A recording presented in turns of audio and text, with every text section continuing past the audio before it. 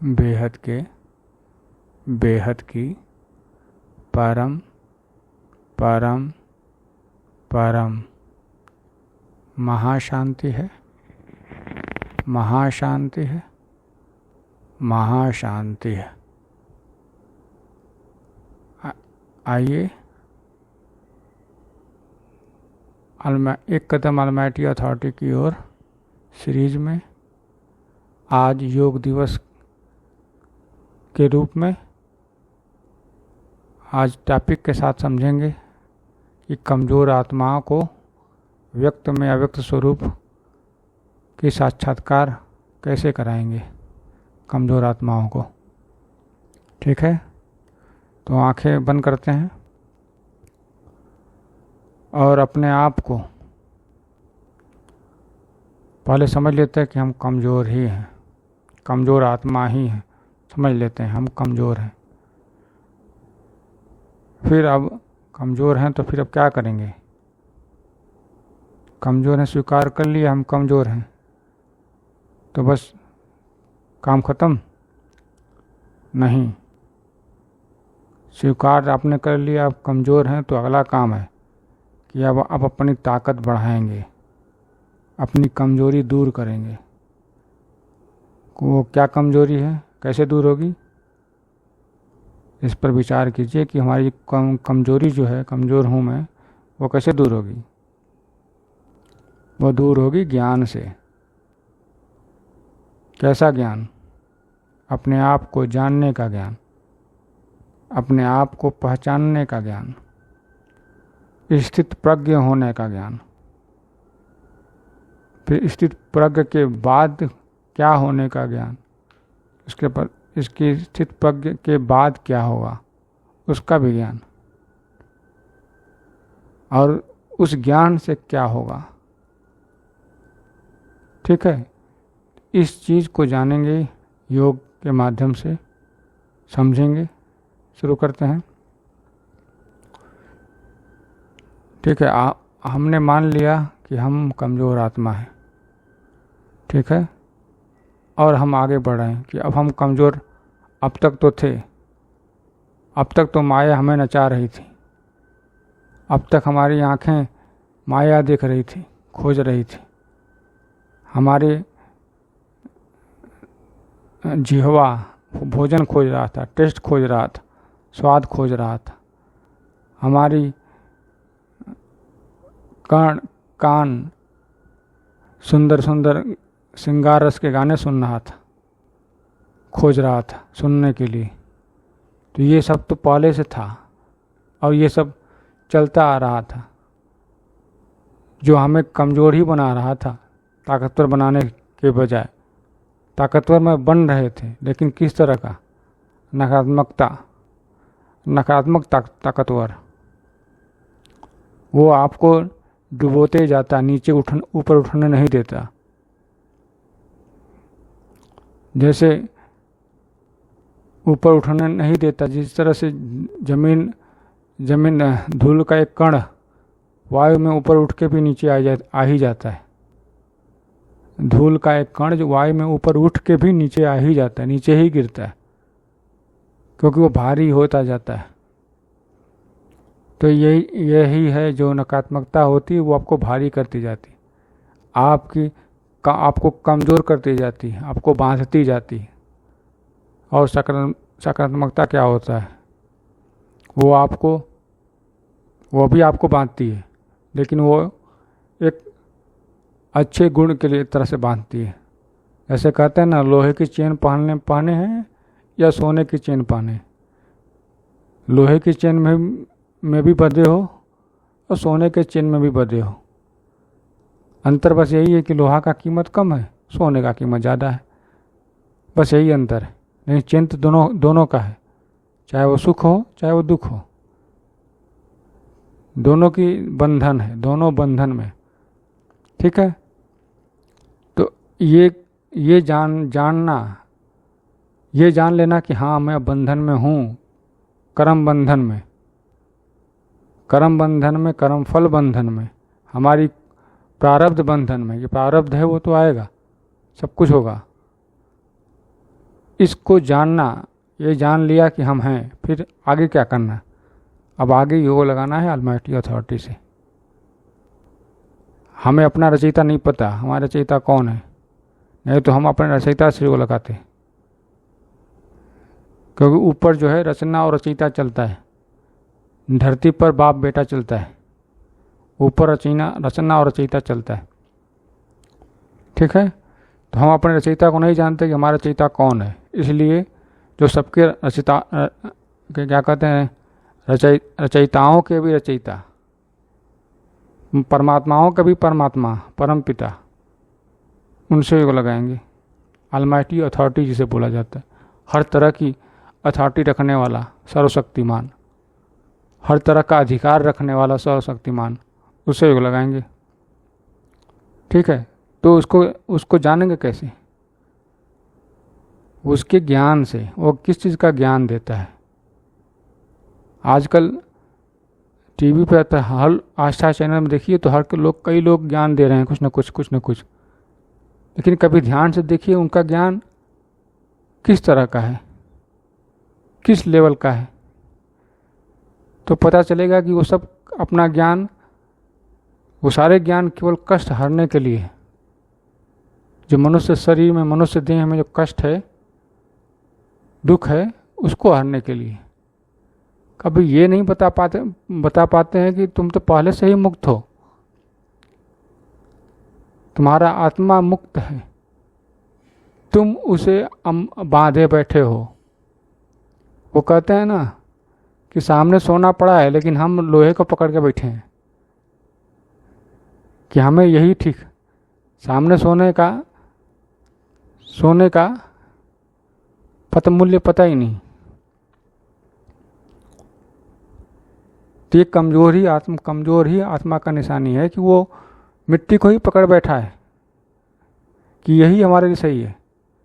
अरे ये कैसे सही है? विचार करो अपने मन से, ज्ञान से इसको विचार करो कि जो हम पकड़े हुए हैं उस कब तक पकड़े रहेंगे? जब तक शरीर रहेगा। और शरीर कब तक रहता है? 100 साल। उसके बाद क्या रहता है? उसके बाद विचार करिए क्या रहता है? सूक्ष्म शरीर। सूक्ष्म शरीर भी आयु है, सूक्ष्म शरीर की भी तो आयु होगी। विचार करिए, जब इस शरीर की आयु है तो सूक्ष्म शरीर की भी आयु होगी। देवता भी मरते थे, देवता भी युद्ध होता था, देवता और राक्षसों का, सुर और असुर का, तो मृत्यु होता था, लड़ाई होती थी तो मृत्यु होता था। तो कैसे होता था? देवता क्या मनुष्य थे? नहीं ना, देवता थे। असुर क्या मनुष्य थे? बिल्कुल नहीं। देवता वही जो मनुष्य रूप में अच्छा, सबसे अच्छा होए। मतलब देवता जब मनुष्य रूप जन्म लेगा तो सबसे जो अच्छा कर्म करेगा, देवता की तरह देने वाला, वो देवता, वो समझो कि देवता ही था। ऊपर से नीचे आकर मनुष्य बन गया। उसी तरह जो असुर था वो भी मनुष्य नहीं था। वो जब मनुष्य जन्म लेगा तो वो असुरी काम करेगा, उल्टा काम, सारा का सारा उल्टा काम।